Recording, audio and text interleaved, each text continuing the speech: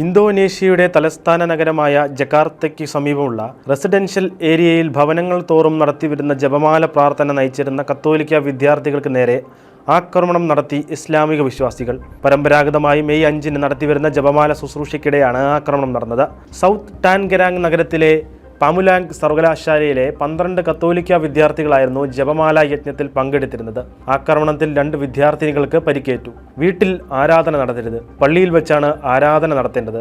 നിങ്ങൾക്ക് പ്രാർത്ഥിക്കണമെങ്കിൽ ഞങ്ങൾ മുസ്ലിങ്ങൾ പള്ളിയിൽ ആരാധിക്കുന്നത് പോലെ പള്ളിയിൽ പോകുക എന്ന് പറഞ്ഞാണ് തങ്ങളെ ആക്രമിച്ചതെന്ന് ഒരു വിദ്യാർത്ഥി പറഞ്ഞു. ഇസ്ലാം മതവിശ്വാസികൾ കൂടുതലുള്ള ഇന്തോനേഷ്യയിൽ മതന്യൂനപക്ഷങ്ങളുടെ പ്രാർത്ഥനാ യജ്ഞങ്ങൾ പലപ്പോഴും തടസ്സപ്പെടാറുണ്ട്. മെയ് 6-ാം തീയതിയോടെ സംഭവത്തിന്റെ വീഡിയോ സോഷ്യൽ മീഡിയയിൽ വൈറലായിരുന്നു. തങ്ങൾ കേസ് അന്വേഷിക്കുകയാണെന്നും പ്രാദേശിക കമ്മ്യൂണിറ്റി നേതാക്കൾ ഉൾപ്പെടെ സംഭവത്തിന് കാരണക്കാരായവരെ കണ്ടെത്തുമെന്നും ആവശ്യമായ നടപടികൾ സ്വീകരിക്കുമെന്നും സൗത്ത് ടാൻഗരാങ് പോലീസ് വക്താവ് അൽവിനോ കഹിയാദി പറഞ്ഞു. ഇന്തോനേഷ്യയിൽ പരമ്പരാഗതമായി മെയ് ഒക്ടോബർ മാസങ്ങളിൽ വീടുകൾ തോറും കയറി ജപമാല പ്രാർത്ഥനകൾ നടത്തുന്ന പതിവുണ്ട്.